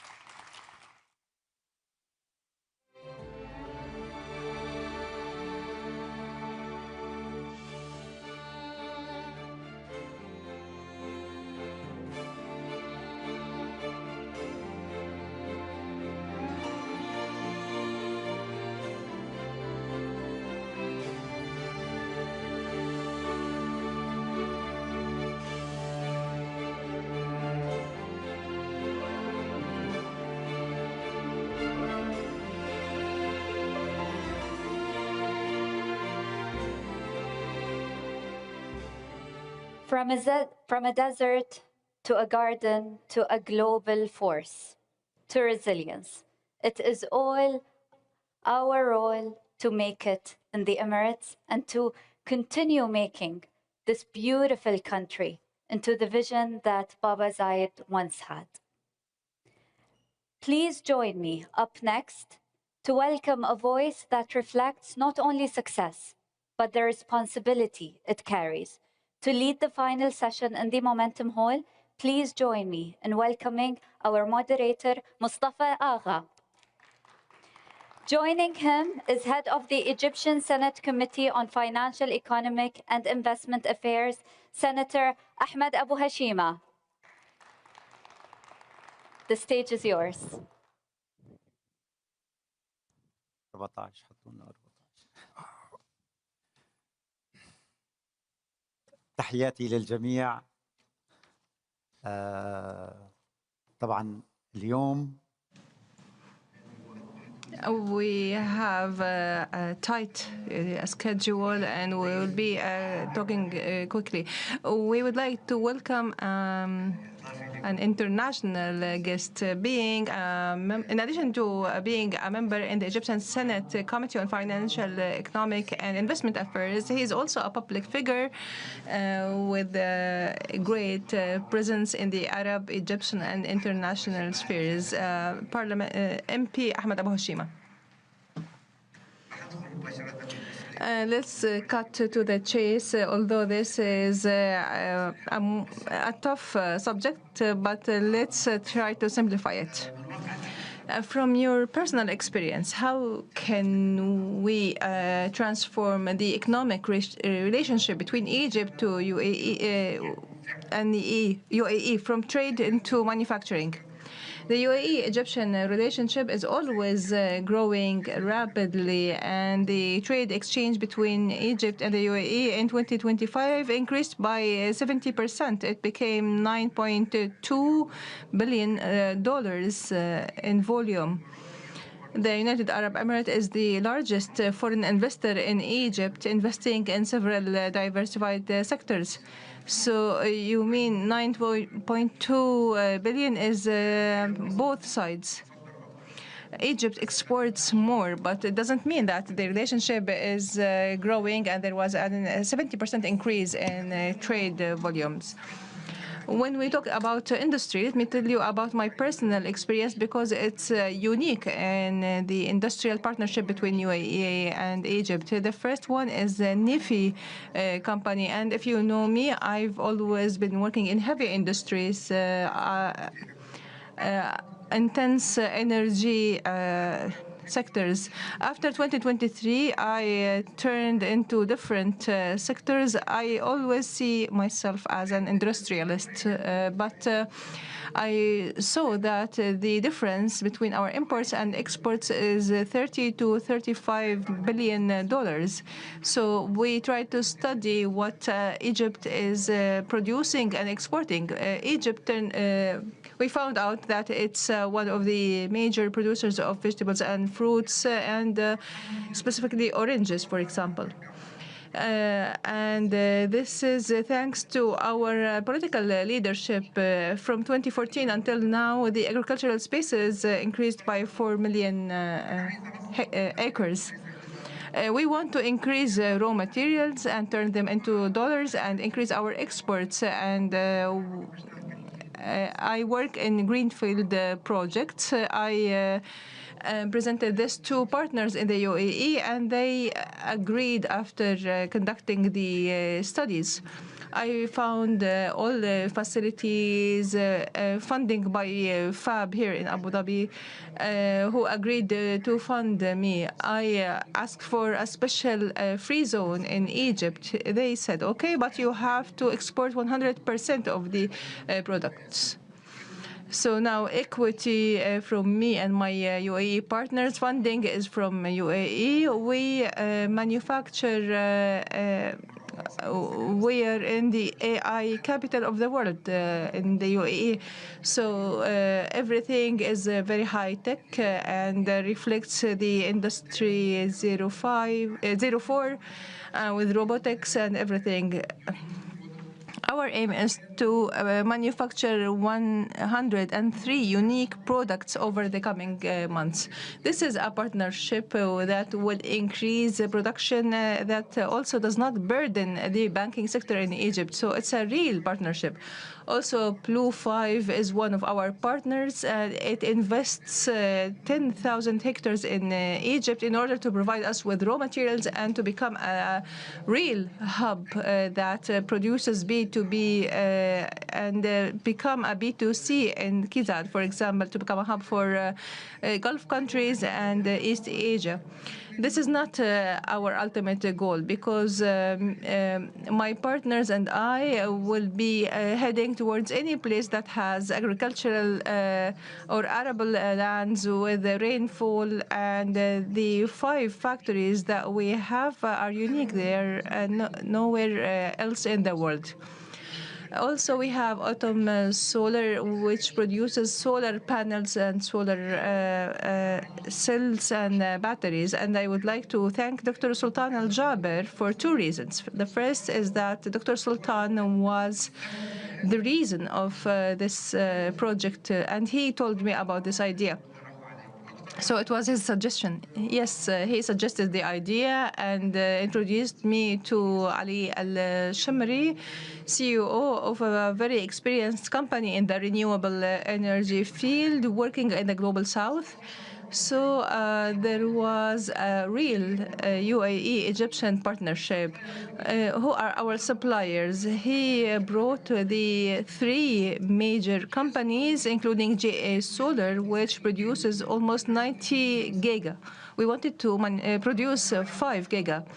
I went with Ali and asked him for another request. I told him that we need these people to be our partners, and this partnership means that the technology changes every few months. I don't want to build a factory that has obsolete technologies in a few months.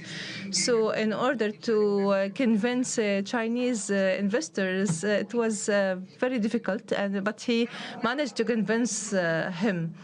And the Chinese people are very difficult to work with. We've been working with them for a year, and our factory is now in Al Sukhna, and I believe Egypt is going to be a hub.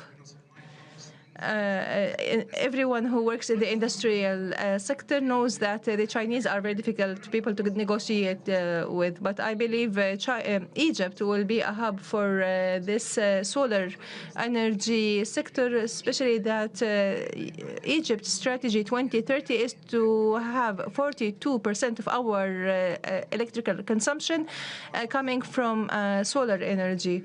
We will be exporting, and we have offtake agreements already signed. We will be producing 2 giga in the first phase.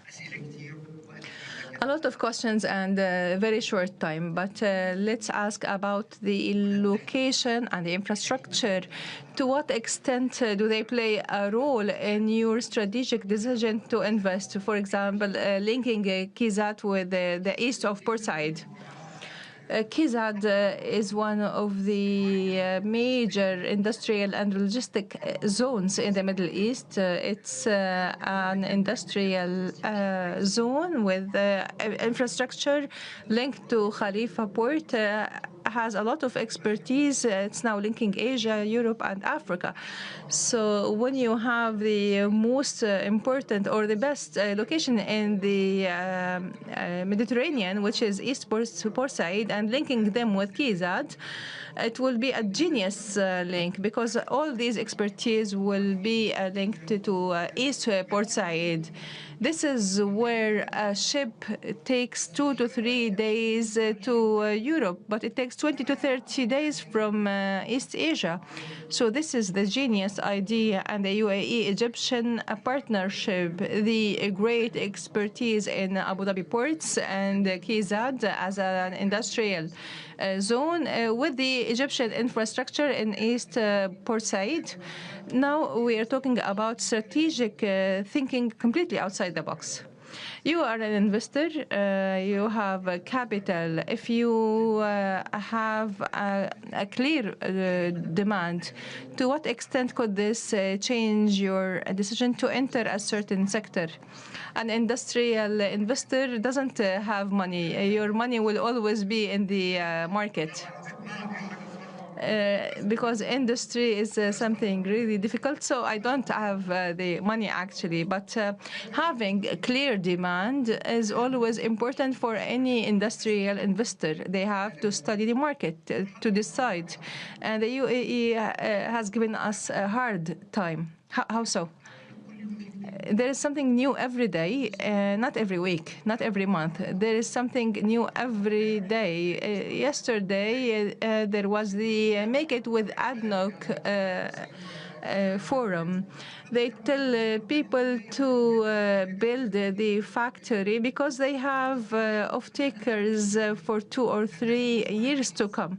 So you create the factory and I will be buying the product. And this clarity of demand is not something that makes you wonder if you will invest or not. It will make you ask yourself, how much am I going to invest? The figures in the UAE. The UAE is always speaking the language of numbers. I learned that numbers is the language that you have to use in order to provide evidence. And this is what happens in the UAE. Speaking about investment, what's your opinion on the best investment sectors in the industry? After the current crisis that we see, there are 3 very important sectors for every investor.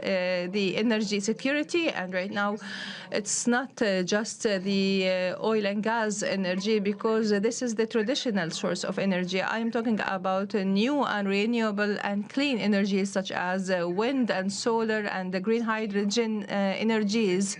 Manufacturing the components for these energies, just like atom solar. Also, localization of industries and technology transfer is important. Last year, there was almost $2 trillion worth of investments in this business. The second one is water security. The Arab region is one of the most scarce regions in terms of water, and the technologies for water desalination and everything related to water recycle and reuse is something where we have to focus on localizing and technology transfer. After the COVID crisis and the Ukrainian crisis, supply chains became a very difficult topic. But the United Arab Emirates is a desert country. It's not an agricultural country by nature. However, the volume of food in the market is 37 billion. They have strategic storage and stock. They always have new technologies for smart agriculture. So food security has become a very important sector to work in addition to strategic sectors such as steel and aluminum and military industries that are already existing, but the 3 I mentioned are really important. You have a talent for numbers. How do you remember the numbers? This is part of our expertise because we have to calculate everything. Today we are in Abu Dhabi. What makes the UAE different in terms of industrial attraction or attracting investment anywhere? It's about the vision and the political will. And I would like to say that the United Arab Emirates is very lucky with His Highness Sheikh Mohammed bin Zayed.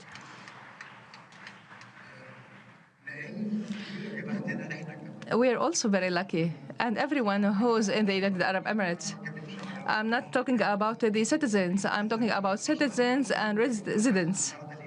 Everyone who's in the UAE is an Emirati. Yes, when he talks about economy,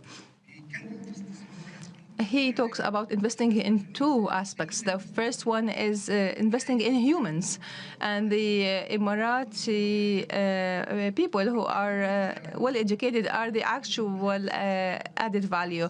He's always talking about future. He's talking about a future vision for 50 and even 100 years. So this foresight is implemented in the UAE strictly. The AI should be 14% of the total GDP of the UAE in 2030. UAE is not using AI. It's manufacturing and producing AI. And as an Arab, I am very proud of this. And as an Egyptian specifically, I am very proud. 20 years ago, we were all talking about Singapore, Malaysia, South Korea. But now, when we see this actual experience that has all advantages of these experiences called the Emirati experience, we have to commend them and say bravo for this amazing experience. And we have to congratulate the president because nothing would have been achieved without this political will. I know what the political will did in Egypt. We have a lot of issues and serious problems. You cannot probably imagine the 120 million country, but despite all these crises, the president is determined to invest in infrastructure and spending in things that cannot be felt right now by the people, but they are very important. I know exactly what political will can achieve. I would like to congratulate the UAE and its people. You have the last word. You have a pen of the UAE and Egypt flags. What do you say?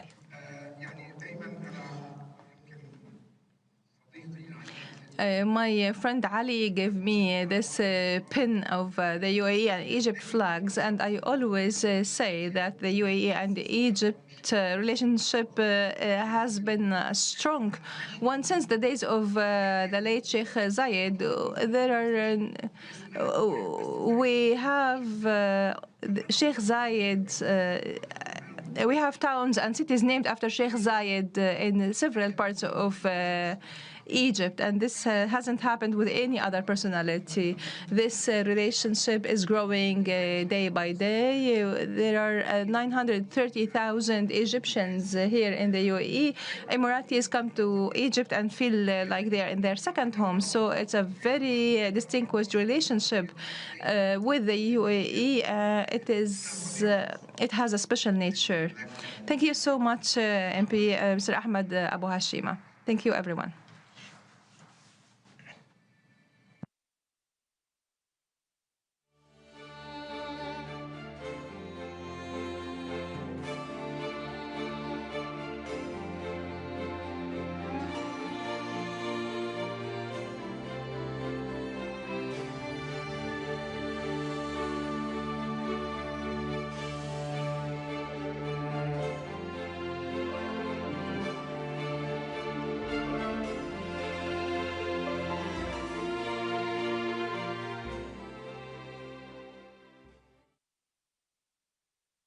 Momentum Hall, we remind you that the conversations don't end here. They start in the halls. Every conversation you have is a step towards making it in the Emirates. I'm Roda Al-Saigh, and it has been an absolute pleasure being your MC for the day. Shukran until we meet again. مع السلامة.